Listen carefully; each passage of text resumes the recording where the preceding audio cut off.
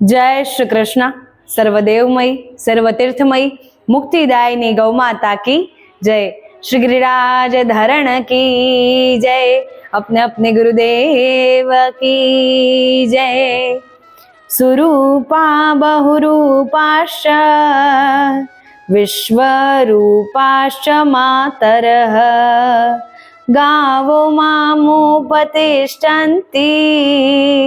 मिति नित्यं प्रकीर्तये। सुंदर सुंदर रूपवाड़ी बहुरूपोवाड़ी गौ सदैव मारा निकट रहे, हूँ सदैव गौओना निकट रहूँ। गौ माताનું નામ સંકીર્તન કરવાથી મનુષ્યની કીર્તિમાં વધારો થાય છે। આપણે શ્રી અષ્ટસખીઓનું વર્ણન શ્રવણ કરી રહ્યા છીએ કે આ અષ્ટસખીઓ એ શ્રી રાધાજીને અતિ પ્રિય છે। શ્રી પ્રિયાજી સदैव જેમના ગુણગાન કરતી રહે છે એવી છે શ્રી આ અષ્ટસખીઓ। કે દરેક સખીઓ વિશે શું કહેવામાં આવ્યું કે આ સંસારમાં અનેક એવા ભક્તો હશે, પરમ ભક્ત હશે, પરમ સખીઓ હશે, પરમ સખાઓ હશે કે જે સदैव શ્રી શ્યામ સુંદર અને શ્રી પ્રિયાજીનું સ્મરણ કરતા હશે, કે જેમને શ્રી પ્રિયાજી અતિ પોતાના લાગતા હશે, શ્રી પ્રિયાજીની અતિ સેવા કરતા હશે। પરંતુ એકમાત્ર આ અષ્ટસખીઓ એવી છે કે જે શ્રી પ્રિયાજીને સदैव અતિ પ્રિય છે, કે જે શ્રી પ્રિયાજીને અતિ પ્રસન્ન કરે છે અને તેમની પ્રસન્નતાનું સदैव ધ્યાન રાખે છે।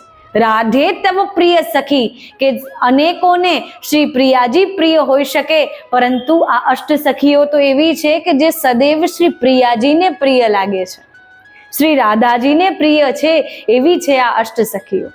આગળ સખીનું વર્ણન આવે છે રંગદેવી સખીજી। શ્રી રંગદેવી સખીજી એવી છે કે જે સदैव પોતે અપ્રાકૃતિકતા દર્શાવે છે, કે પ્રાકૃતિક જે પ્રકારે તેમના વર્ણનું વર્ણન કરવામાં આવે છે કે જે છે કેસરિયા કમલ સમાના, કે એક તો થઈ ગઈ કેસર અને ત્યારબાદ થઈ ગયું એક કમલ। હવે આપણે કમલ જોયું હોય, ગુલાબી હોય, લાલ હોય, અનેક અનેક સ્થાન પર આપણે સફેદ પણ જોયું હોય, પરંતુ અહીંયા આપણને વર્ણન થાય છે કે કેસરિયા કમલ સમાના જેમની કાંતિ છે એવી છે આ શ્રી રંગદેવીજી। કે કેસરિયા કમલ તો ક્યારેય આપણે જોયું નથી, પરંતુ એટલા માટે જ એ સખીઓની અપ્રાકૃતિકતા દર્શાવે છે કે આ સખીઓ દરેક સખી જેવી પ્રાકૃતિક નથી। એ આ સખીઓ એ સदैव નિકુંજમાં લીલામાં સહાયક સખીઓ છે, એટલા માટે તેમની અપ્રાકૃતિકતા આપણને સदैव જોવા મળે છે।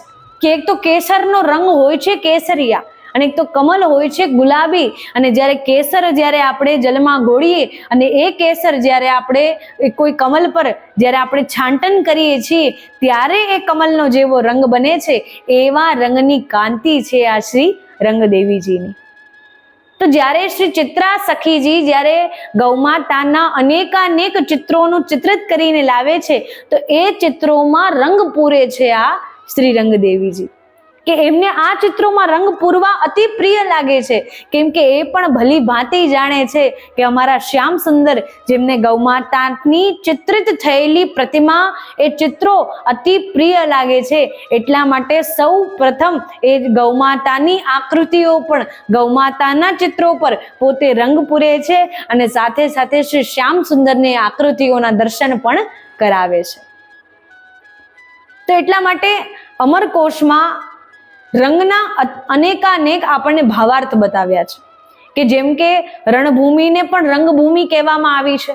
રણભૂમિ જ્યાં યુદ્ધ લડવામાં આવે છે, રક્ત જ્યાં વહેવામાં આવે છે, એટલા માટે રંગભૂમિ પણ કહેવામાં આવી છે।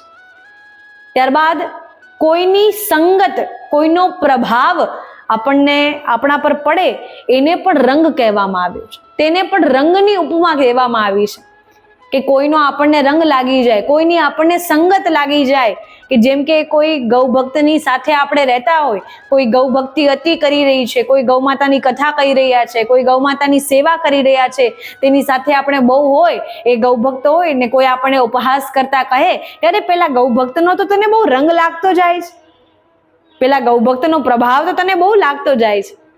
એટલા માટે સંઘને પણ રંગની પ્રતિમા દેવામાં આવી છે કે જ્યારે આપણે વૃંદાવન જઈએ છીએ, કે જ્યારે કોઈ પણ ત્યાં સંતની ભેટ કરીએ છીએ, જે ગૌ માતાની સેવા કરે છે, ત્યારે એક ઉપહાસ કરીને કહેવામાં આવે છે કે કેમ રે લાલા, અત્યારે તને વૃંદાવનનો રંગ તો બહુ લાગી ગયો છે. તો એટલા માટે સંઘને પણ રંગની પ્રતિમા આપવામાં આવી છે. ત્યારબાદ અર્થ આવે છે ઉત્સાહને પણ રંગ કહેવામાં આવે છે કે આપણે કોઈ પણ આનંદથી કોઈ પણ કાર્ય કરી રહ્યા છીએ, કોઈ સુખમાં છીએ, આનંદમાં છીએ, ઉત્સાહમાં છીએ, તો એના માટે એક સુંદર કહેવત કહેવામાં આવે છે કે રંગમાં ભંગ પડી ગયો. કે આપણે જે રંગ અર્થાત જે ઉત્સાહમાં હતા, જે ઉલ્લાસમાં હતા, જે આપણામાં ઉમંગ હતી, તે અત્યારે દુઃખમાં પરિણત થઈ ગઈ છે. તે અત્યારે ઉમંગ છે તે ટાઢી પડી ગઈ છે. તો તેટલા માટે ઉત્સાહને, આનંદને પણ રંગની પ્રતિમા આપવામાં આવી છે કે જે આપણામાં જેવો ઉત્સાહ ગૌમાતાની સેવા કરવાનો હોવો જોઈએ, જેવો ઉમંગ આપણામાં ગૌ ભક્તિ કરવાનો હોવો જોઈએ, એવો જ ઉમંગ, એવો જ ઉત્સાહ આપણામાં આ અષ્ટ સખીઓની સેવા કરવાનો હોવો જોઈએ. અષ્ટ સખીઓની સેવા ક્યારે સિદ્ધ થઈ એવું માનવામાં આવે છે કે જ્યારે આપણને ગૌમાતાની સેવાનો રંગ ચડી જાય છે, જ્યારે ગૌ સેવાનો રંગ ચડેલો આપણામાં શ્રી રંગદેવી સખીજી જોવે છે, ત્યારે એ શ્રી રંગદેવી સખીજી એ ગૌ ભક્તમાં જેમાં ગૌ ભક્તિનો રંગ ચડી ગયો છે, તે ગૌ ભક્તના જીવન ચરિત્રો તે શ્રી પ્રિયાજીને શ્રવણ કરાવે છે. અને જ્યારે એ ગૌ ભક્તના રંગને જોઈને જ્યારે શ્રી પ્રિયાજી અતિ રસ ધમાકૃતમાં આવી જાય છે, જ્યારે તેમનામાં અતિ રસ ધમાકૃત પ્રગટ થાય છે, ત્યારે તે ઉમંગ પ્રગટ થયેલી જોઈને શ્યામ સુંદર જે ઉમંગમાં આવે છે, શ્યામ સુંદરને જે અતિ આનંદની પ્રાપ્તિ થાય છે, અને એમનો આનંદ જોઈને, તે આનંદનો રંગ જોઈને જ્યારે શ્રી પ્રિયાજીને અતિ આનંદની પ્રાપ્તિ થાય છે, અને એ આનંદ જોઈને જ્યારે શ્રી રંગદેવીજીને અતિ આનંદની પ્રાપ્તિ થાય છે, એ જ આનંદ આપણને ગૌમાતાની સેવા કરવામાં પ્રાપ્ત થાય છે. તો એટલા માટે આપણા દેહમાં, આપણા અંગમાં ગૌમાતાનો રંગ એવો ચડી જવો જોઈએ, ગૌમાતાની સેવા કરવાનો રંગ એવો ચડી જવો જોઈએ, કેમ કે આપણે જેમને આરાધ્ય માની રહ્યા છીએ, આપણે જેમની આરાધના કરી રહ્યા છીએ, જેમની સેવા કરી રહ્યા છીએ, તેમના માટે ગૌમાતા એ પોતાની આરાધ્ય છે. આપણા શ્યામ સુંદર, આપણા પ્રભુ શ્રી કૃષ્ણ, તેમના માટે પોતાની આરાધ્ય એ શ્યામ સુંદર છે, એ ગૌમાતા છે. કે સેવા ખાतिर ગૌ કી ગ્વાલા બને નંદલાલ, સેવા કરો ગૌ માત કી ચલો કૃષ્ણ કી ચાલ. કે ગૌમાતાની સેવા કરવા માટે તો સાક્ષાત ભગવાન શ્રી કૃષ્ણ પૂર્ણ પુરુષોત્તમ તરીકે જેમને અવતાર ધારણ કર્યો છે, એ પણ ગોવાળ બની ગયા હતા. એટલા માટે આપણે યદિ પ્રભુને પ્રસન્ન કરવા છે, શ્રી શ્યામ સુંદરની પ્રસન્નતા જોઈએ છે, નિકુંજની લીલામાં સહાયક સખીની લીલા જોઈએ છે, તો યદિ સહાયક સખીની સેવા જોઈએ છે, તેમની કૃપા જોઈએ છે, તેમનો પ્રેમ જોઈએ છે, તો આપણે ગૌમાતાની સેવા કરીને આપણા ઈષ્ટદેવ, આપણા શ્રી કૃષ્ણને પ્રસન્ન અતિ કરવા જોઈએ. અને અવશ્ય પ્રસન્ન કરવા જોઈએ કે યદિ ગૌમાતાની સેવા કરવાથી આપણા પ્રભુ પ્રસન્ન થાય છે, તો જ્યારે આપણે ગૌમાતાના નિકટ હોઈએ ત્યારે આપણને નિકુંજમાં હોવાની અનુભૂતિ થાય છે, ત્યારે આપણને ગૌલોક ધામમાં હોવાની અનુભૂતિ થાય છે, અને ત્યારે આપણને ગૌમાતાની સેવાનો રંગ ચડી જાય છે, અને ત્યારે સાક્ષાત શ્રી કૃષ્ણ ગૌચારણ કરતા આપણને દેખાઈ જાય છે. તો એટલા માટે આ શ્રી રંગદેવી સખીજીની સેવા એ છે કે જે ભક્તોમાં ગૌ ભક્તોની પરિકાષ્ઠા આવી છે, જે ગૌ ભક્તોમાં ગૌ ભક્તિનો રંગ ચડી ગયો છે, તે ભક્તોની કથાઓ, તે ભક્તોની સેવાઓને એ શ્રી પ્રિયાજી સમક્ષ પ્રદર્શિત કરે છે. તો આ અષ્ટ સખીઓનો પ્રેમ આપણે પ્રદાન કરવા માટે આ અષ્ટ સખીઓમાંથી કોઈ પણ એક સખીની આપણે આરાધ્ય માનવી, આરાધના કરવી આવશ્યક છે, જેનાથી આપણને સાક્ષાત શ્રી પ્રિયાજી અને શ્રી શ્યામ સુંદરની સેવાની અનુભૂતિ થઈ શકે અને તેમની સેવા આપણને પ્રદાન થઈ શકે.